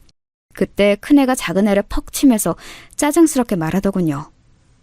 누군 좋아서 있어? 나도 알바해야 하는데 빼고서 있잖아. 입 다물고 있어. 아, 왜 때려? 남들 들으면 멍청이 취급하니까 입 다물라고. 큰애는 작은애를 나무라면서 가만히 있으라고 했어요. 큰애와 작은애 나이 차이가 2살밖에 안 나지만 그래도 형 대접은 확실히 했기 때문에 작은애는 억울한 표정으로 입을 다물더군요. 하지만 저는 큰애의 말도 좀 충격적이었어요. 아니, 아버지가 돌아가셨는데 슬퍼하지는 못할 망정 좋아서 있는 게 아니라고 하다니요. 그리고 멍청이 취급당하기 싫으면 가만히 있으라는 건 이유로 되면 안 되는 거잖아요. 아버지 장례식인데 말이에요. 하지만 저는 기가 막힌데도 그걸 표현할 수가 없었습니다. 그날 당장이라도 쓰러질 것 같아서 더 이상 부정적인 감정을 느끼면 정말 제 인생이 끝나버릴 것 같았어요. 그래도 남편이 남긴 재산과 내 아이들을 끝까지 잘 지켜내야 한다는 생각으로 이를 악물고 버텼습니다. 애들은 아직 어려서 아버지가 돌아가신 무게를 모르는 거다. 조금만 더 시간이 지나 철이 들면 알게 될 거다. 그렇게 생각하는 수밖에 없었죠. 남편의 장례식을 치르고 나서 저희 가게는 급속히 기울었습니다. 남편이 그간 가게를 잘 운영해 왔다고는 하지만 아주 큰 돈을 번 것은 아니었기 때문에 모아놓은 돈은 그리 많지 않았어요. 집 한 채와 아이들 등록금용으로 모아놓은 돈뿐이었죠. 그래도 다행히 남편이 애 둘 모두 대학 4년 등록금을 전부 모아놓은 것이 1,500만 원 정도 있었어요. 생활비는 적금해 놓은 것으로 뜯어서 쓰더라도 애들 등록금만은 절대 건드리지 않겠다고 생각했었죠. 그런데 항상 인생이란 제가 계획한 대로만 흘러가지를 않습니다. 그래도 대출금 하나 없는 서울의 집 한 채와 적당한 적금, 애들 등록금 정도로도 아이들이 졸업해서 취업할 때까지는 버틸 수 있을 거라고 여겼어요. 하지만 점점 더 돈은 바닥나기 시작했고 설상가상 제가 고혈압과 당뇨 같은 지병이 생기면서 병원비가 들어갔습니다. 최대한 버텨봤지만 병원을 가지 않고서는 몸이 안 좋아져서 견딜 수가 없었어요. 결국은 애들 등록금까지도 손을 떼서 써야 할 지경에 이르렀죠. 생활비로 따로 목돈 마련해 놓은 것은 솔직히 그걸 허물어서 쓰면 나중에 정말 생계가 위험할 수도 있어 쓸 수가 없었어요. 애들을 불러다 놓고 저는 솔직하게 상황을 전했습니다. 지금 우리 집 사정이 이렇다. 미안하게도 엄마가 몸이 아파서 너희들 등록금으로 아버지가 남겨놓은 돈을 써야 할 것 같다. 그러니 어떻게 해야 할지 생각해보자꾸나 하면서 말이에요. 그런데 그 말을 하자마자 작은 애가 그러는 겁니다. 안 돼요. 그 돈 아버지가 우리한테 준 건데 왜 엄마가 써요? 미안하다. 하지만 엄마가 지금 병원을 안 가면 몸이 더 안 좋아져서. 안 된다고요. 내 건데 왜 엄마가 써? 작은 애는 막무가내로 안 된다고 했어요. 그때 작은 애는 대학 2학년이었는데 큰 애는 대학 4학년이었죠. 그나마 큰 애가 한 학기 남은 상황이라서 다행이었어요. 큰 애는 작은 애를 흘낏 보더니 비웃으면서 그러더군요. 아쉽긴 하지만 엄마 쓰세요. 그리고 나중에 집 팔고 나서 저한테 그 돈 주시면 되는 거예요. 뭐? 그런 게 어딨어? 난 4년 내내 장학금 받아서 다녔어. 님 뭐 했냐? 학점 망해서 등록금 다 내고 다녀놓고? 큰애의 일침에 작은애는 제대로 뭐라고 항변도 못하더군요. 하지만 저는 그리 개운한 입맛은 아니었습니다. 큰애는 어쨌든 이 집을 팔고서 등록금에 해당하는 돈을 내놓으라는 뜻이었죠. 장학금은 받았어도 그동안 등록금에 해당하는 돈은 큰애가 따박따박 다 가져갔기 때문에 남은 건 없었어요. 나머지 한 학기의 돈도 그렇게 하겠다는 뜻인데 정말 아픈 엄마 생각은 조금도 하지 않는구나 싶더군요. 물론 제가 아파서 아이들 앞으로 마련해 놓은 돈을 써야 하는 건 너무도 미안했지만 그래도 좀 씁쓸했어요. 일단 나중에라도 돈이 생기면 주겠다 애들한테 약속하고서 제 치료를 먼저 했죠. 몸은 여러 면에서 훨씬 나아지기는 했어요. 아무래도 집중적으로 치료를 받아서. 그러고 나서 애들이 졸업한 이후에 이제 취업을 했죠. 다들 군대도 대학 들어가자마자 다녀와서 칼 졸업에 칼 취업이었어요. 작은 애가 큰 애보다 좀 늦되고 공부를 잘하진 못했지만 그래도 나이 먹으니까 나름 야무지게 자기 일은 잘하더라고요. 물론 그것만 해도 참 감사하긴 했습니다. 나이 먹어 자기 앞가림 못해 부모 속 썩이는 애들이 한둘이어야죠. 취업하고서 큰애와 작은애 둘 다 20 후반일 때 결혼했어요. 큰애는 좋은 대기업에 들어가서 아주 미인을 만나더라고요. 게다가 상당히 친정이 잘 사는 집안이라 저한테도 우리 집이 꿀려 보이면 안 된다고 성화가 말도 아니었어요. 아들은 스펙 좋고 나름 훤칠하게 키도 큰 아이라서 그 아가씨가 반했던 것 같은데 결혼까지 가려니까 집안도 중요했던 거였죠. 예비 며느리라고 온 아이는 저희 아파트를 흘끔흘끔 둘러보면서 약간 마땅찮은 표정이었던 게 기억이 납니다. 그럴 때마다 큰애가 불안한 듯이 며느리 눈치를 봤었고요. 언제나 제 앞에서는 당당하고 할 말 다 하던 큰애라서 며느리 앞에서 그렇게 불안하게 좌불안석인 걸 보니 굉장히 낯설더라고요. 큰애는 상견례를 할 때도 어지간히 성화를 부렸어요. 우리가 집에 잘 살진 못하니까 어머니라도 교양 있고 우아한 부인으로 보여야 한다면서요. 그쪽 집안이 뭔가 바깥 사더니 법 쪽에 종사하고 괜찮은 집안이라서 우리 집도 그러기를 바라는 것 같았어요. 하지만 저는 애초에 가난한 집에서 살고 식모일을 하다가 봉제 공장에 들어갔던 여자인걸요. 어떻게 갑자기 교양 있는 귀부인이 되어서 그 사람들 비위를 맞춘답니까? 저희 남편이 살아있었어도 마찬가지였어요. 남편도 그저 소매점으로 먹고 살던 평범한 장사치였고 그렇게 좋은 집안 사람들하고 마주할 능력 같은 건 없었죠. 그래도 상견례에서 만난 사도는 그리 나쁜 분들은 아니었어요. 제가 그렇게 좋은 레스토랑에 익숙하지 않아서 쩔쩔맸지만 이해하는 얼굴로 지켜봐 주시기도 했습니다. 예비 며느리도 그저 웃고만 있었고요. 하지만 도리어 큰애가 저한테 난리를 부렸죠. 이런 곳에 안 와본 티 내지 말라고 촌스럽다고요. 한식집이었는데 직원이 와서 따로 음식을 덜어주고 고기도 내주고 하더라고요. 저는 그것도 모르고 먼저 반찬 나오자마자 그냥 집어먹고 제가 좋아하는 찬이 나와 살짝 당겨서 맛을 봤던 것뿐이었어요. 별로 잘못한 것도 아니었는데 큰애는 정말 난리도 그런 난리가 없었죠. 큰애가 그렇게 조바심을 내는 걸 보고 작은애가 한참이나 비웃었어요. 자기는 형처럼 저렇게 눈치 보는 결혼은 안 할 거라면서요. 그래도 큰애는 별탈은 탈 없이 결혼했습니다.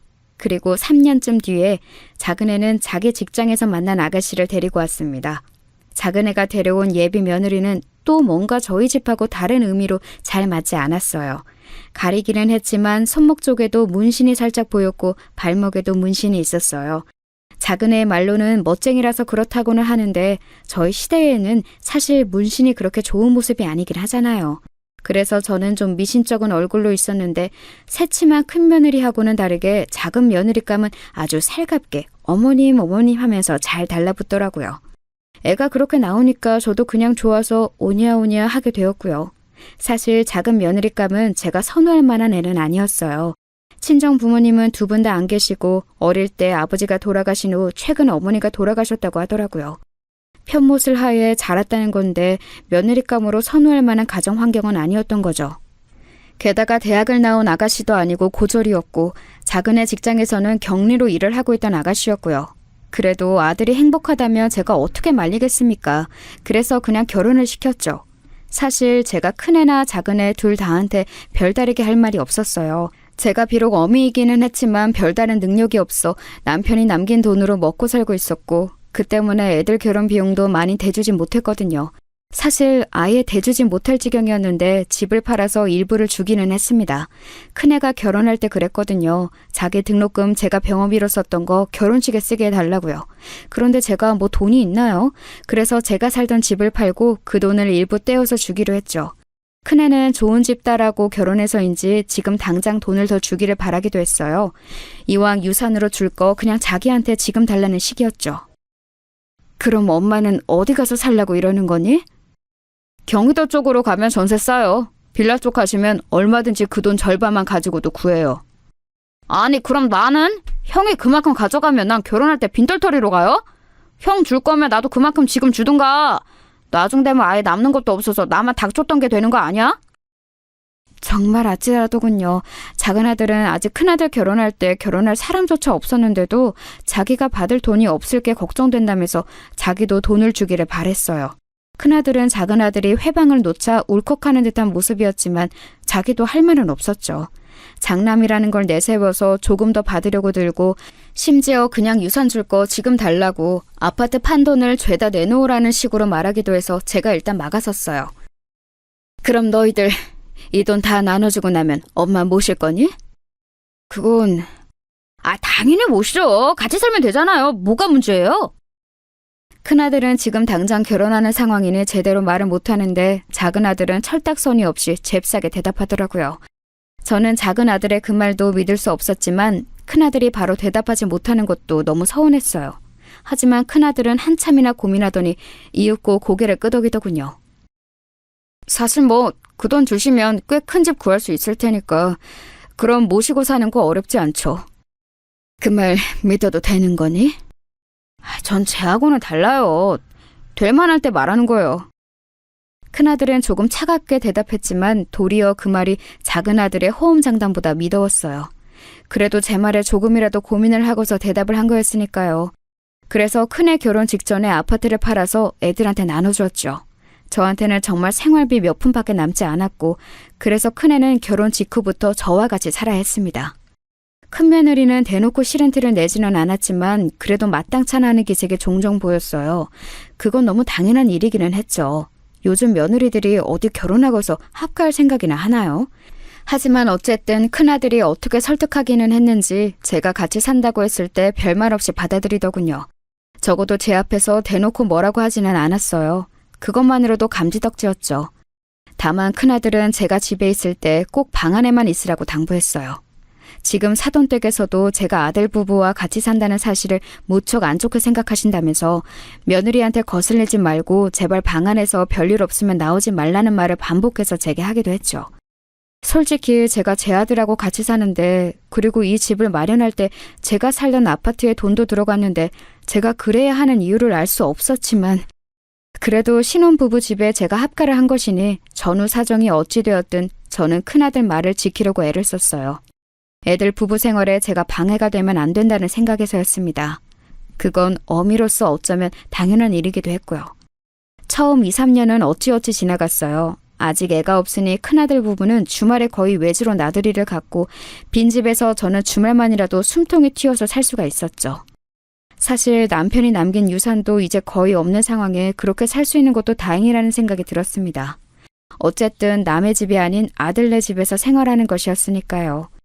그런데 작은 아들이 결혼하면서 집을 얻고 나서 상황은 돌변했습니다. 작은 아들은 큰애가 결혼할 때 동시에 받았던 재산을 그 사이에 제법 많이 써버려서 집도 작은 걸 마련할 수밖에 없었어요. 그런데 큰애는 기다렸다는 듯이 저를 작은애한테 넘기려고 했던 거였죠. 이제 네가 어머니 모셔야지. 여태 내가 3년 모셨으니 이제부터 네가 3년이야. 아니, 우리 집 진짜 코딱지만 하고 방 딱 한 개인데 무슨 엄마를 우리가 모셔? 그럼 돈만 쏙 빼먹고 안 모시겠다고? 너 돈 받으면서 호언장담했던 거 기억 안 나? 형이 더 많이 받았잖아. 그러니까 형이 모셔야지. 내가 얼마 더 받았지? 1,000만 원 더 받았나?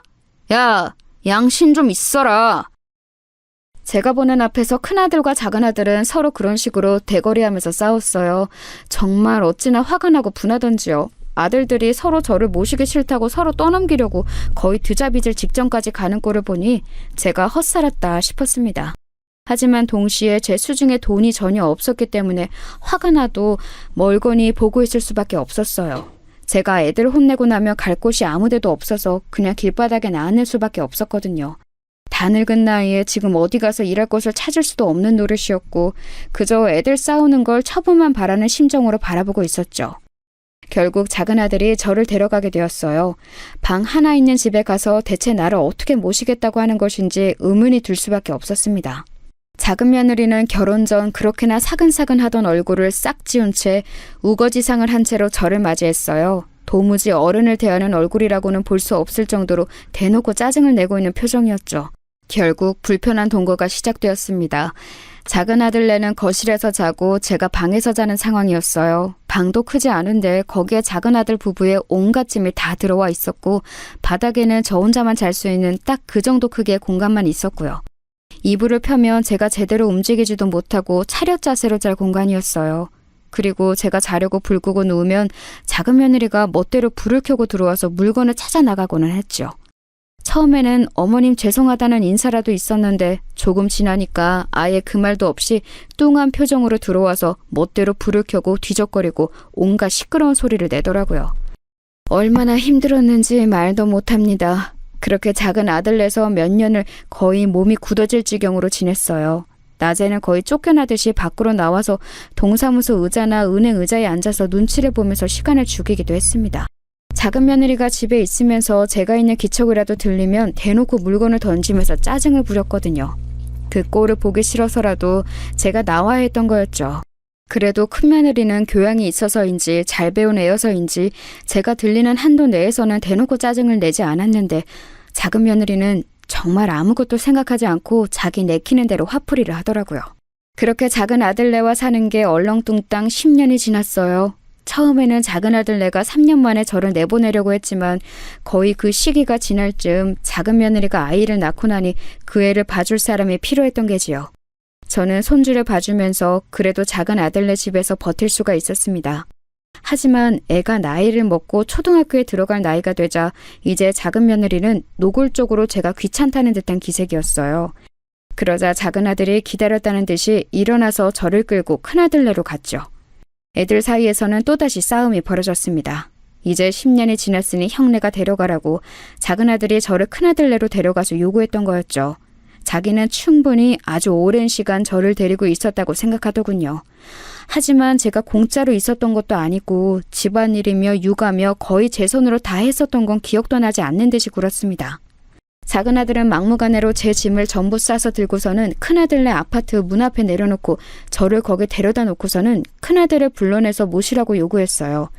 큰아들은 지금 당장은 곤란하다고 짐 정리도 해야 하고 여러 가지 준비해야 한다고 말했지만 작은 아들은 귓등으로도 듣지 않았습니다. 소란에 나와본 큰며느리도 답답한 얼굴을 하고 있었죠. 저는 더 답답했습니다. 큰아들네도 난임으로 작은아들네보다 좀 늦기는 했지만 그 사이에 아이가 태어나서 육아 중이었고 저하고 같이 살기엔 정말 마땅하지 않은 상태였기 때문이었어요. 다만 제가 들어가면 아이를 봐줄 수는 있겠다 싶기는 했습니다. 다만 큰며느리네 안사돈과 그쪽에서 붙여준 시터가 아이를 돌봐주고 있어서 제가 잉여 인력일 수도 있기는 했지만요. 결국 작은아들의 막무가내에 못 이겨서 큰아들은 저를 집 안으로 들였습니다. 큰며느리는 이전과는 달리 저를 제대로 보려고도 하지 않더군요. 지긋지긋하다는 듯한 표정을 지우지도 않은 채 그냥 아이를 안고 들어가서 방에서 나오지도 않았습니다. 그나마 당시 안사돈은 안 계셨고 사돈댁에서 붙여준 시터만 있더라고요. 저는 정말 머쓱하고 어찌 몸둘 바를 몰라 쩔쩔매며 거실에 서 있는데 큰아들이 대충 제 짐을 들고 작은 방 하나에 밀어넣었습니다. 들어가 보니 창고로 쓰는 을씨년스러운 방이었어요. 그 사이에 큰아들은 더 큰 집으로 이사를 해서 아예 골방을 하나 만들어둔 모양이더군요. 큰아들도 며느리도 아무 말도 없어서 저는 입도 못 연 채로 그날 밤을 지냈습니다.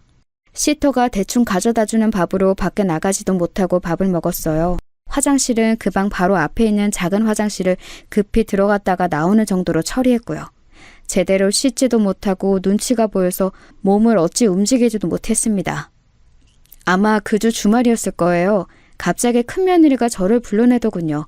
그것도 상당히 사근사근한 말투로요. 어머님, 혹시 저희 나가는데 같이 나가지 않으실래요? 나간다고? 네, 어머님, 저도 와 있어요. 저는 무척 놀랐어요. 작은 며느리하고 큰 며느리는 직접 싸우지는 않아도 아주 대면대면한 사이였죠. 하지만 갑자기 둘이서 같이 서서 밖에서 저를 부르니까 게다가 같이 외출하자고 하니까 너무 이상한 거였어요. 저희 지금 지방 쪽에 카페 가려고 하거든요. 큰 카페인데 제 친구가 연 곳이 있어서 같이 가세요. 저희 집 오신 다음에 꼼짝도 못 하셨잖아요. 큰며느리는 방긋방긋 웃으면서 그렇게 말했어요. 뭔가 미심쩍었지만 큰며느리가 그렇게까지 말하는데 제가 안 된다고 할 수도 없잖아요. 그래서 그냥 둘의 뒤를 따라 나섰습니다. 큰며느리가 운전대를 잡고 작은며느리가 앞에 탔어요. 저는 뒷자리에 앉아서 오랜만에 몸을 쭉 펼 수가 있었죠. 큰아들 부분의 차가 참 좋았거든요. 승차감도 고요하고 그래서 저는 며칠간 계속 신경이 곤두서 있어서 한잠도 자지 못해서 결국 깜빡 잠이 들고 말았었죠. 그런데 제가 비몽사몽하는 동안 앞에서 둘이 뭔가 두런두런 이야기를 하더라고요. 제가 그렇게 잠이 들었다가 다시 살짝 깨어났는데 순간 작은 며느리가 속삭이는 소리가 들려왔습니다. 형님, 정말 이렇게까지 해야 해요? 어쩔 수 없잖아.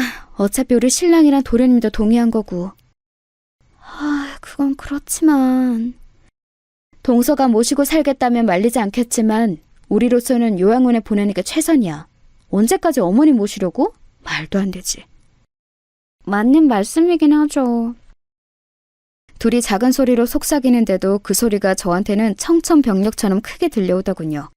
정말 집도 절도 없고 노후자금까지도 전부 아들들한테 준 어미를 이제 요양원에 갖다 버린다는 거였어요. 저는 손이 후들후들 떨렸지만 들키지 않으려고 그냥 눈을 감고 자는 척을 했습니다. 가는 길이 멀어서 휴게소에 들르더군요. 저는 내려서 화장실에 다녀오겠다고 하고 며느리들은 식당에서 커피를 사서 마시고 있겠다고 거기로 오라고 했습니다. 며느리들이 같이 식당 안 카페 쪽으로 들어가는 것을 보고 저는 얼른 다른 쪽으로 뛰어서 안내원 쪽으로 갔습니다. 당시 저는 그래도 언니 전화번호 정도는 외우고 있었어요. 간혹 연락만 하는 정도로 지내고 있었지만 그래도 믿을 건 언니밖에 없었죠. 저는 안내원한테 부탁해서 언니한테 전화를 걸었습니다. 언니는 제 말을 듣고서 무척 놀라는 눈치였어요. 그동안 전화로 안부만 전하면서 아들들 다 잘 자랐다고, 이제 결혼해서 아들 잘 지내고 있다고만 말했으니 잘 사는 줄 알았던 동생이 갑자기 이런 이야기를 전해와 놀랄 밖에요. 며느리들이 같이 저를 요양원에 버리려 한다고 대체 누가 생각이나 했겠습니까? 언니는 조금 기다리라고 지금 곧장 차를 몰고서 가겠다고 했어요. 저는 알겠다고 하고서 며느리들을 피해서 주차장 먼 쪽 작은 건물 뒤에 숨어 있었습니다. 저 멀리로 주차장에서 며느리들이 제가 없다면서 난리가 난 모습이 보이더라고요. 하지만 저는 숨을 죽인 채로 숨어서 그 모습을 지켜봤습니다. 며느리들은 크게 한참이나 떠들더니 결국 포기하고서 차를 타고 떠나더군요. 그러고 나서 얼마가 지났을까요? 언니가 말했던 파란색 승용차 한 대가 휴게소 앞으로 바삐 달려왔습니다. 아주 새파란 차라고 언지를 해주었기 때문에 눈여겨보고 있었는데 거기서 곧장 언니가 내리더라고요. 그래서 저는 얼른 뛰어나가서 언니 손을 붙잡았지요. 언니는 너무 놀란 얼굴로 대체 이게 뭐냐면서 곧 울 것처럼 말해줬어요. 며느리들이 제대로 옷도 안 사주고 제대로 씻지도 못했던 제 꼴이 얼마나 우스웠겠습니까?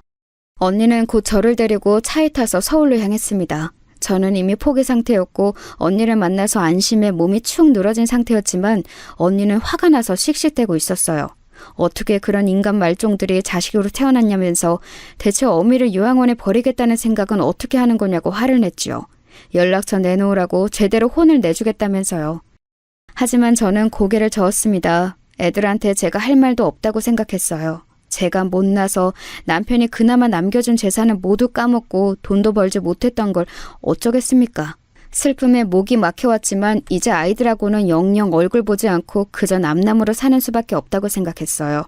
저는 언니의 차를 빌려 타고 오기는 했지만 그냥 그 길로 어디 반지하 새방이라도 들어가려고 했습니다. 아주 최후의 순간을 위해서 몇 천만 원 정도 남겨놓은 것이 있었고 그 돈으로 어디라도 들어가서 지금부터라도 노인 일자리를 알아봐야겠다고요. 하지만 언니는 단호하게 제 말을 막아섰죠. 내가 있는데 네가 무슨 소리니 지금? 네가 이런 상황인 걸 알았으면 그동안 내가 가만히 안 있었지. 언니는 그렇게 말하면서 저한테 좀 기다리라고 했습니다. 언니의 뒤를 따라 들어간 아파트는 정말 궁궐 같은 곳이었어요. 언니가 식당으로 잘 번다는 건 알았지만 그렇게까지 엄청난 알부자일 줄은 상상도 못해서 저는 놀란 채로 굳었던 기억이 있습니다. 그리고 며칠 뒤에는 언니가 작은 아파트 하나를 내주었어요. 제가 부담스러워서 괜찮다고 했지만 원래 언니 아파트고 비어있던 걸 청소해서 내준 것뿐이라며 잔소리 말고 들어가 살라고 했죠. 너무 고마웠고 정말 할 말이 없었습니다. 그래도 아이들한테 싫은 소리는 하고 싶지 않아서 저는 그저 입만 다물고 눈물을 뚝뚝 흘렸죠. 언니는 이해한다는 듯이 제 손등을 쓰다듬으며 어깨를 두드려 주었습니다. 언니네 딸은 훌륭히 성장해서 미국에 건너가 공부를 하다가 그곳에서 만난 남자와 결혼했어요. 그리고 미국에서 살고 있었죠. 형부는 몇 년 전 돌아가셔서 언니도 혼자 살고 있었는데 마침 외로운 인생에 잘 되었다면서 그냥 이제 우리 둘이 산다고 생각하자라며 제 손을 꼭 잡아주었습니다. 오랜 기간 대면대면한 사이가 되었지만 어색함은 눈 녹듯이 사라지고 다시 어린 시절 자매의 친근함이 되살아나더군요. 결국 저는 언니와 가까운 거리 아파트에서 살고 있습니다. 미안하게도 언니가 생활비를 모두 대주고 있는 상황이죠. 언니는 계속해서 아들들 연락처를 달라고 한번 가서 혼을 내주겠다고 벼르고 있지만 저는 그러고 싶지는 않아요. 어쨌든 제가 남편의 재산을 나눠준 것이었고 또 제가 잘못 키운 것이었으니 남 탓한 일도 아니었죠. 아마도 그 애들은 이제 제가 행방불명이 되어서 아주 편하게 살고 있을 테니 굳이 건드리고 싶지도 않았습니다. 아마 제대로 홍군형을 내주는 것을 원하는 분들도 계실 거예요. 하지만 어미 마음으로 그게 쉽지가 않네요. 물론 괘씸하기는 하지만 아직까지는 그냥 괜찮다 여기며 살고 있습니다.